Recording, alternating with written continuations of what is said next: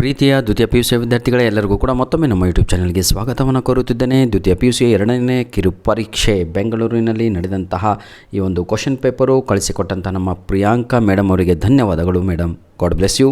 ಬನ್ನಿ, key answer ಜೊತೆಗೆ ಕಳಿಸಿಕೊಟ್ಟಿದ್ದಾರೆ, ಧನ್ಯವಾದಗಳು. ಮಗು ಹುಟ್ಟಿದ್ದು ಎಲ್ಲಿ ಸರ್? ಆಸ್ಪತ್ರೆಯಲ್ಲಿ. ಎಲ್ಲರಿಗೂ ಕೂಡ ಗೊತ್ತಿರುವಂತಹ ಆನ್ಸರು ಆಸ್ಪತ್ರೆಯಲ್ಲಿ ಈಸ್ ದ ರೈಟ್ ಆನ್ಸರ್. ಶಿಲುಬೆ ಏರಿದವರು ಯಾರು? ಇದಕ್ಕೆ ಸರಿಯಾದ ಉತ್ತರ Jesus is the right answer.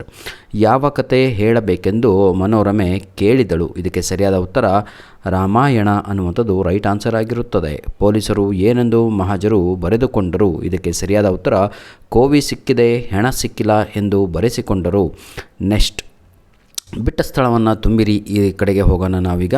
ಕಲಿಯುಗದ ಅಮೃತ ಯಾವುದು? ಅದಕ್ಕೆ 100% ಸರಿಯಾದ ಉತ್ತರ ಚಹಾ ಅನ್ನುವಂಥದ್ದು ರೈಟ್ ಆನ್ಸರ್ ಆಗಿರುತ್ತದೆ.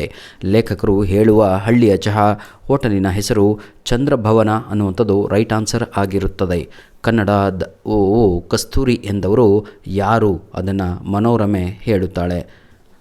ವಿದ್ಯಾರ್ಥಿಗಳೇ, ತಾವುಗಳು ಕೂಡ ನಮಗೆ ನಿಮ್ಮ ಪ್ರಶ್ನೆ ಪತ್ರಿಕೆಗಳನ್ನು ನಮ್ಮ ಮೇಲಡಿಗೆ ಕಳಿಸಿಕೊಡೋದನ್ನು ಮರೆಯಬೇಡಿ. ನಿಮ್ಮ ಪ್ರೀತಿ ವಿಶ್ವಾಸ ಸದಾ ನಮ್ಮ ಜೊತೆ ಹೀಗೆ ಇರಲಿ. ಬನ್ನಿ, ಈಗ ನಾವು ಹೊಂದಿಸಿ ಬರೆಯಿರಿಯನ್ನು ನೋಡೋಣ. ಮುಂಬೈ ಜಾತಕ ಅಂತ ಇದೆ. ಇದಕ್ಕೆ ಸರಿಯಾದ ಉತ್ತರ GS ಶಿವರುದ್ರಪ್ಪ. ಶಿಲುಬೆ ಏರಿದ್ದಾನೆ KS Nisar Ahmad, right answer. ಒಂದು ಹೂ ಹೆಚ್ಚಿಗೆ ಇಡುತ್ತೀನಿ ಲಲಿತ ಸಿದ್ದಬಸವಯ್ಯ ಅನ್ನುವಂಥದ್ದು ರೈಟ್ ಆನ್ಸರ್ ಆಗಿರುತ್ತದೆ. ಬನ್ನಿ ವಿದ್ಯಾರ್ಥಿಗಳೇ, ಈಗ ನಾವು ಪಾರ್ಟ್ ಬಿ ಕಡೆಗೆ ಹೋಗೋಣ. ಯಾವುದಾದ್ರೂ 2 ಪ್ರಶ್ನೆಗಳಿಗೆ ಉತ್ತರವನ್ನು 2-3 ವಾಕ್ಯಗಳಲ್ಲಿ ಬರೆಯಿರಿ. ಮಗು ಏನೆಂದು ಕಲಿಯಿತು? ಕ್ರಿಸ್ಮಸ್ ಮನೆಗೆ ಏನನ್ನು ಹೊತ್ತು ತಂದಿದೆ? ಮುದುಕ ಏನೆಂದು ಗೋಗೆರೆಯುತ್ತಾನೆ? ಯಾವುದಾದ್ರೂ 2 ಪ್ರಶ್ನೆಗಳಿಗೆ 2-3 ವಾಕ್ಯಗಳಲ್ಲಿ ಉತ್ತರಿಸಿ. ಕಥೆಯನ್ನು ಯಾವ ರಸಗಳಲ್ಲಿ ಹೇಳಬೇಕೆಂದು ಮುದ್ದಣ್ಣ ಕೇಳಿದನು? ಎಂಥ ಮಾತ್ರಿ ಆ ಮುದ್ದಣ್ಣ ಮತ್ತು ಮನೋರಮೆಯರ ಸರಸ ಸಲ್ಲಾಪದಲ್ಲಿ ಕರಿಮಣಿ ಸದದೊಳ್ ಚಂಬವಳಂ ಪೋಣಿಸಿದಂತಿರು. ಕತೆ ಹೆಂಗಿರ್ಬೇಕ್ರಿ? ಬೇಡ ಬಿಡ್ರಿ.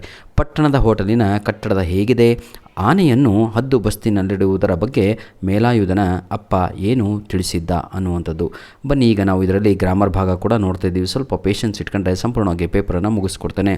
ಯಾವುದಾದ್ರೂ ಒಂದು ಸಂದರ್ಭವನ್ನು ಸೂಚಿಸಿ ಸ್ವಾರಸ್ಯವನ್ನು ಬರೆಯಿರಿ. ಒಂದೇ ಬಂದೇ ತಿರುತ್ತದೆ ದೈವಿ ರಾಜ್ಯ. ಮಾತೆ ಮರೆತು ಹೋಗಿದೆ ಕಣೆ. ಯಾವುದಾದ್ರು ಒಂದು ಸಂದರ್ಭವನ್ನು ಸೂಚಿಸಿ ಸ್ವಾರಸ್ಯ ಬರೀರಿ. ನಿನಗಾಗ ರಸದೊಳಿಷ್ಟಂ ಕೋವಿ ಸಿಕ್ಕಿದೆ, ಹಣ ಸಿಕ್ಕಿಲ್ಲ.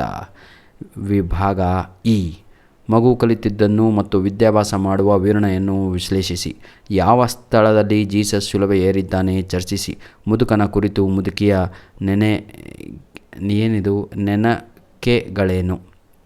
ಬನ್ನಿ, ಈಗ ನಾವು ಡೈರೆಕ್ಟಾಗಿ ಪಿಚ್ ಮಾಡೋಣ ಗ್ರಾಮರ್ ಕಡೆಗೆ. ಈ ಪದಗಳ ನಾನರ್ಥವನ್ನು ಬರೀರಿ. ನರ ಅಂದರೆ ಮನುಷ್ಯ ಕಣ್ರಿ, ನಾವೇ ಅಷ್ಟೇ ಸರ್, ಮತ್ತೇನೂ ಇಲ್ಲ ಆನ್ಸರು. ಇನ್ನೊಂದು ಬರೀಬೇಕಾ? ರಕ್ತನಾಳ ಅಂತ ಬರೀರಿ. ನರಗಳು ಅಂತೀವಲ್ವ, ರಕ್ತನಾಳ ಅಂತ. ಈ ಪದಗಳ ಗುಣವಾಚಕಗಳನ್ನು ಬರೆಯಿರಿ. ದುರ್ಜನ, ಇನ್ನೊಂದಿದೆ ಅಲ್ವಾ, ಯಾವುದು ನಾನಾರ್ಥಕ ಪದ? ಅರಿ ಅಂದರೆ ಏನು? ತಿಳಿದುಕೋ ಅಂತ. ಇನ್ನೊಂದೇನು? ಶತ್ರು ಅಂತ. ಇನ್ನೊಂದು ಸಾರು ಅಂತ ಇದೆ. ಸಾರು ಅಂದರೆ ಏನು? ಸಾರಾಂಶ ಅಂತ. ಅಥವಾ ಇನ್ನೊಂದನ್ನು ತಾವುಗಳು ಬರಿಬೋದು. ಅದು ಯಾವುದು ಅಂತ ಹೇಳಿದರೆ ತರಕಾರಿಗಳಿಂದ ತಯಾರಿಸಿದ ಸಾಂಬಾರು ಅಂತಲೂ ಕೂಡ ಬರಿಬೋದು. ಗುಣವಾಚಕ ಬರೆಯಿರಿ. ಎಷ್ಟಿದೆ? ದುರ್ಜನ, ದುಷ್ಟ ಅನ್ನುವಂಥದ್ದು ರೈಟ್ ಆನ್ಸರ್ ಆಗಿರುತ್ತೆ. ಸುಣ್ಣದ ಹರಳು ಅಂದರೆ ಇದಕ್ಕೆ ಬಿಳಿ ಅಂತ ಬರಿಬೇಕು. ರಸಬಳ್ಳಿ ಅಂತ ಇದೆ. ರಸಭರಿತ ಅನ್ನುವಂಥದ್ದು ರೈಟ್ ಆನ್ಸರ್ ಆಗಿರುತ್ತದೆ.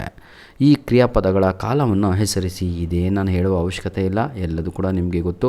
ಹೇಳಿದಾಗ ನುಡಿದನು ಕಲಿಯುವುದು ಎಲ್ಲವೂ ಕೂಡ ಒಂದು ಭೂತಕಾಲ ಆಗುತ್ತೆ, ಒಂದಲ್ಲ ಎರಡೇನೋ ಭೂತಕಾಲ ಆಗುತ್ತೆ. ಬನ್ನಿ ವಿದ್ಯಾರ್ಥಿಗಳೇ, ಈಗ ಲೆಟರ್ ರೈಟಿಂಗ್ ಕೂಡ ಇಲ್ಲಿ ಕೊಡಲಾಗಿದೆ.